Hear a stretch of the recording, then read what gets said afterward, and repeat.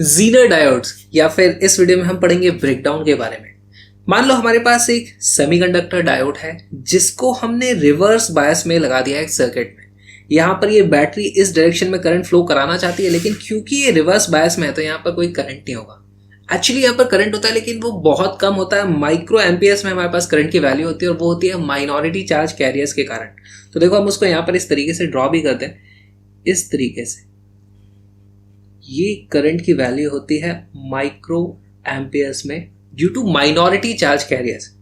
अब यहाँ पर हम देखो वोल्टेज को नेगेटिव में कितना भी बढ़ाते जाएं, वोल्टेज बढ़ाते जाते हैं फिर भी करंट की वैल्यू एक कांस्टेंट वैल्यू पे रह जाती है। क्यों? क्योंकि इस डायोड में जितने माइनॉरिटी चार्ज कैरियर्स होंगे उसकी संख्या को हम नहीं बदल सकते, तो उनके कारण ही जितना भी मैक्सिमम करंट हो सकता था उतना हो जाता है। इसीलिए हम इस करंट की वैल्यू को बोलते हैं रिवर्स सैचुरेशन करंट, क्योंकि ये सैचुरेट हो गया करंट और रिवर्स बायस में लगा हुआ है, तो इसीलिए हम इसे रिवर्स सैचुरेशन करंट बोलते हैं। लेकिन अगर मैं इस वोल्टेज की वैल्यू बढ़ाते जाऊं, मतलब 10 volt, 50 volt, 500 volt, 5000 volt, 5 lakh volt, कभी ना कभी तो यहाँ पर ये जल जाएगा, कुछ ना कुछ तो वहां पर चीजें होने लगती है। तो अगर हम यहाँ पे वोल्टेज बढ़ाते हैं यानी हम नेगेटिव में वोल्टेज बढ़ाते जा रहे हैं हमारे इस सेमीकंडक्टर डायोड के अक्रॉस। जैसे जैसे हम वोल्टेज बढ़ाते जाते हैं लेकिन करंट पे कोई खास फर्क पड़ नहीं रहा है, लेकिन अचानक से फिर कुछ होता है और हमारा करंट एकदम ड्रास्टिकली बढ़ जाता है नेगेटिव डायरेक्शन में। तो ये जो इफेक्ट होता है इसी को बोला जाता है ब्रेकडाउन। ब्रेकडाउन होने के दो मैकेनिज्म हैं, उनको भी अभी समझेंगे, लेकिन ब्रेकडाउन क्या होता है पहले वो समझते हैं।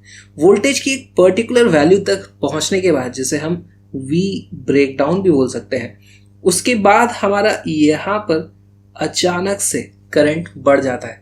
देखो थोड़ा सा भी वोल्टेज बढ़ाओगे तो करंट बहुत ज्यादा नीचे की तरफ बढ़ जाएगा। या फिर हम बोल सकते हैं कि इस डायोड के अक्रॉस हम वोल्टेज और बढ़ा ही नहीं पाएंगे। हम कोशिश करेंगे वोल्टेज बढ़ाने की, लेकिन यहाँ पे इतना ज़्यादा करंट फ्लो हो जाएगा कि हमारे पास इस सर्किट में फिर वोल्टेज ड्रॉप यहाँ पे दिखने लग जाता है। हमको इस डायोड के अक्रॉस कोई भी वोल्टेज नहीं बढ़ पाता है।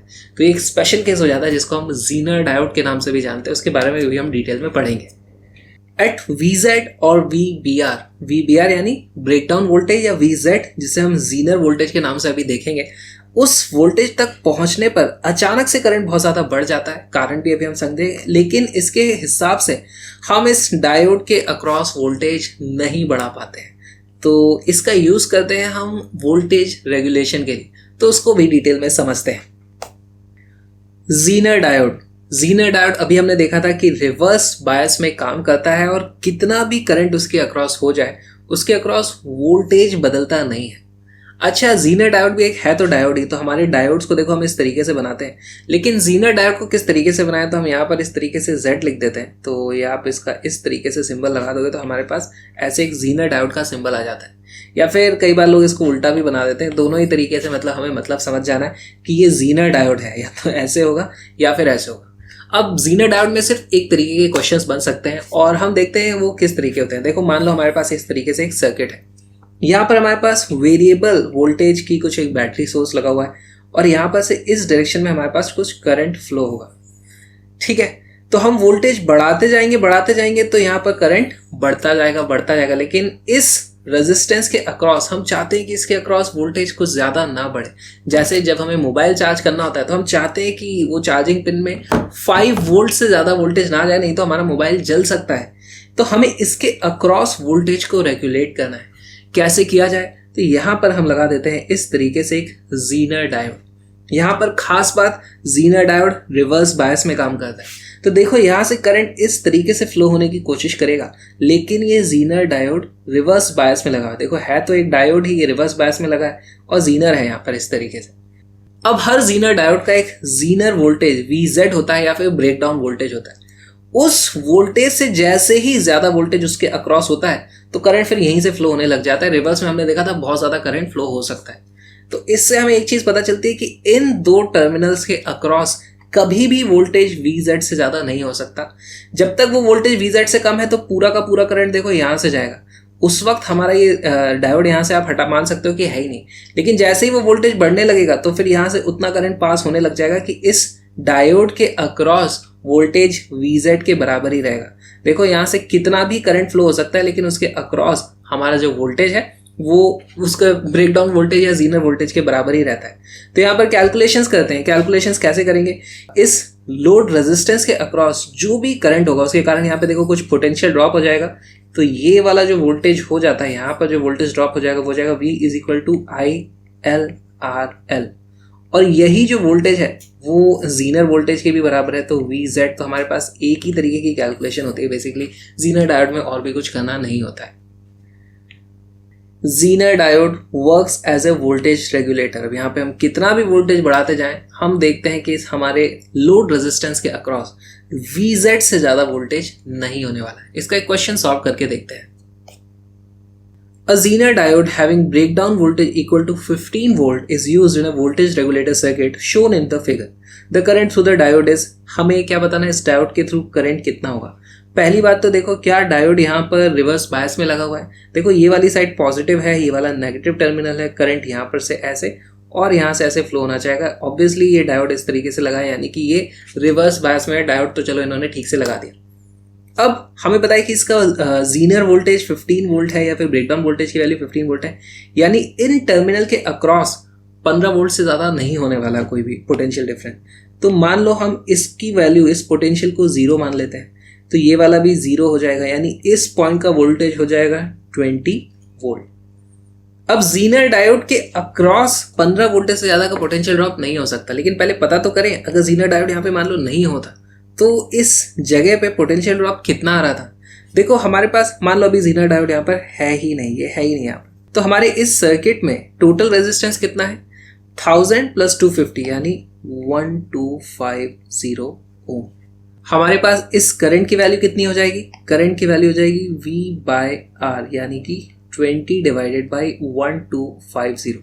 और हमारे पास इतना करंट आ रहा है यहाँ पर 20 डिवाइडेड बाई 1250, और हमारे पास कुछ रेजिस्टेंस है, उससे आप मल्टीप्लाई कर दोगे तो इस रेजिस्टेंस के अक्रॉस वाला वोल्टेज मिल जाता है। उसकी वैल्यू आ जाती है V across this resistance, load resistance, उसकी वैल्यू आ रही है 1000 × 20 डिवाइडेड बाई 1250। तो आप इसको देख भी सकते हो, 4/5 × 20 आ जाएगा, जिसकी वैल्यू आ जाती है 16 वोल्ट। तो हमारे पास यहाँ पर 16 वोल्ट का पोटेंशियल डिफरेंस आ रहा है। लेकिन अब यहाँ पर हमने जीनर डायोड लगा दिया जो बोलता है नहीं नहीं नहीं, हम 15 वोल्ट से ज़्यादा इस वोल्टेज को होने नहीं देंगे। तो क्या करेगा, यहाँ से थोड़ा सा करंट इस डायरेक्शन में फ्लो होने लग जाएगा। कितना करंट यहाँ से जीनर डायोड में से फ्लो होगा हमें वो पता करना है। देखो उसकी कैलकुलेशंस कैसे होगी। जैसे ही हमने जीनर डायोड लगा दिया तो यहाँ पर पोटेंशियल अपने आप लिमिट हो जाएगा, वो 15 वोल्ट से ज़्यादा नहीं हो सकता। अगर यहाँ पर 15 वोल्ट है, यहाँ का पोटेंशियल 0 है, तो ये वाला करंट कितना होगा, क्या हम ये पता कर सकते हैं। उस करंट की वैल्यू हो जाएगी I, इसको हम बोल देंगे I load is equal to 15 divided by 1000। इतने एम्पेयर का हमारे पास करंट है लोड के अक्रॉस। यहाँ पर देखो हमारे पास 20 वोल्ट यहाँ पर है, 15 वोल्ट यहाँ पर है, यानी 5 वोल्ट का पोटेंशियल डिफरेंस है। तो क्या हम यहाँ पर करंट पता कर सकते हैं कितना होगा।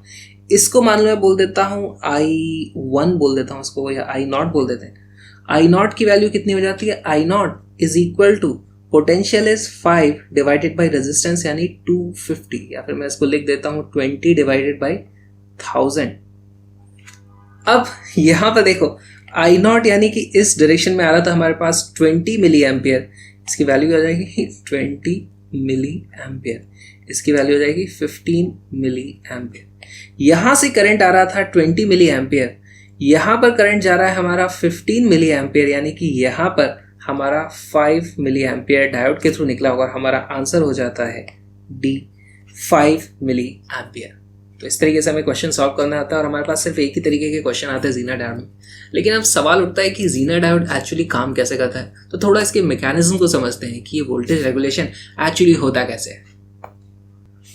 हमारे पास ब्रेकडाउन के 2 मैकेनिज्म है, एक मैकेनिज्म है जीनर, दूसरा है एवलांच। पहले जीनर को समझते हैं। जीनर में क्या होता है, हमारे पास जो सेमीकंडक्टर होता है वो काफ़ी हैवीली डोप्ड होता है। तो बहुत ज़्यादा हैवीली डोप्ड होता है तो डिप्लीशन लेयर बहुत ही पतली हो जाती है। डिप्लीशन लेयर बहुत पतली होगी तो क्या हो जाएगा, हम यहाँ पर पोटेंशियल लगाते हैं बहुत ज़्यादा, तो सारा का सारा potential drop mostly depletion layer के अक्रॉस होता है। तो डिप्लीशन लेयर के अक्रॉस अगर बहुत ज़्यादा पोटेंशियल लगा दोगे तो यहाँ पे इलेक्ट्रिक फील्ड बहुत ज़्यादा बढ़ जाएगा।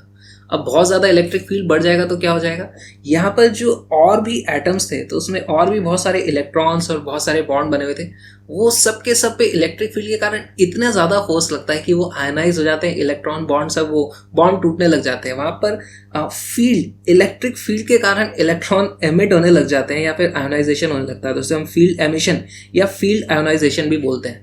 हमारे पास देखो काफ़ी ज़्यादा हाई इलेक्ट्रिक फील्ड हो जाएगा, उसके कारण बॉन्ड्स टूट जाते हैं, इलेक्ट्रॉन होल पेयर जनरेट हो जाते हैं और वहाँ पर हमारा चार्ज फ्लो होने लगता है। तो अगर इस तरफ आप नेगेटिव में वोल्टेज बढ़ाते जाओगे तो अचानक से इस तरीके से हमारे पास करंट की वैल्यू बढ़ जाती है। अब इससे बचने के लिए हम क्या करेंगे कि बहुत ज़्यादा हैवीली डोप नहीं करेंगे सेमीकंडक्टर को। ठीक है, तो जब हम सेमीकंडक्टर्स को हैवीली डोप नहीं करते हैं तो लाइटली डोप करते हैं।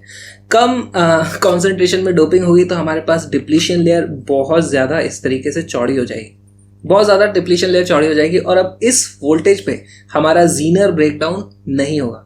लेकिन फिर भी मान लो हम इस तरीके से और ज़्यादा वोल्टेज बढ़ाने लगे तो अब इलेक्ट्रिक फील्ड इतना ज़्यादा नहीं होगा कि उसके कारण बॉन्ड टूट जाए, लेकिन यहाँ पर देखो हमारा बहुत ज़्यादा जगह बन जाएगी, हमारी डिप्लीशन लेयर बहुत चौड़ी हो जाएगी और अभी भी उसमें हमने वोल्टेज तो काफ़ी ज़्यादा लगाया, तो इलेक्ट्रॉन एक एंड से एक्सेलरेट होकर जब दूसरे एंड पे पहुंचेगा उसकी काइनेटिक एनर्जी बहुत ज़्यादा बढ़ जाती है। उसकी काइनेटिक एनर्जी बढ़ेगी तो वो दूसरे इलेक्ट्रॉन या मॉलिक्यूल से टकरा करके उनके बॉन्ड तोड़ सकता है, तो वहाँ पे एवलांच इफेक्ट हो जाता है और कोलिशन के कारण वहाँ पर आयोनाइजेशन स्टार्ट हो जाता है। देखो अचानक से करंट बढ़ा है, इसका मतलब एक बात तो साफ है कि अचानक से बहुत सारे चार्ज कैरियर्स आ जा रहे हैं, यानी अचानक से बहुत सारे इलेक्ट्रॉन फ्री हो जा रहे हैं। वो हो कैसे रहे, या तो हमारे बॉन्ड्स टूट रहे हैं हाई इलेक्ट्रिक फील्ड के कारण या फिर कोलिजन के कारण हमारे बॉन्ड्स टूट रहे हैं। तो दोनों ही केस में हमारे पास बॉन्ड्स तो टूटते हैं, एक्स्ट्रा इलेक्ट्रॉन्स आ जाते हैं, इसीलिए अचानक से चार्ज फ्लो होने लग जाता है। दो मैकेनिज्म है, जीनर एंड एवलांच। यहाँ पर एक बात नोटिस की गई है कि जीनर वोल्टेज के कंपैरिजन में एवलांच वोल्टेज थोड़ा ज्यादा होता है। मुझसे लाइव फिजिक्स पढ़ोगे तो आ जाओ बॉम्ब फिजिक्स में, जहाँ पर मेरी फ्री लाइव क्लासेस होती हैं, एब्सोल्युटली फ्री। उसके लिए आप इस लिंक पर जाकर के मेरी फ्री लाइव क्लासेस को एक्सेस कर सकते हो, जो कि होती है अनअकैडमी प्लस प्लेटफॉर्म पे। और अनअकैडमी इंडिया का बेस्ट प्लेटफॉर्म है किसी भी कॉम्पिटिटिव एग्जाम की तैयारी करने के लिए, चाहे आपका गोल कुछ भी हो, IIT, JEE, नीट, CBSE या फाउंडेशन। आ जाओ प्लस पे, वहाँ डेली लाइव क्लासेस होती हैं, आप अपने डाउट्स पूछ सकते हो और भी बहुत सारे बेनिफिट्स हैं। और मेरा कोड विक्रांत यूज़ कर सकते हो आप अपने प्लस या आइकॉनिक सब्सक्रिप्शन के लिए, और अपने फ्री प्लान को भी अनलॉक कर सकते हो मेरा कोड यूज़ करके। तो आओ अनअकैडमी लर्निंग ऐप को डाउनलोड करो और अपनी कॉम्पिटिटिव एग्जाम की प्रिपरेशन को एक लेवल अप करो।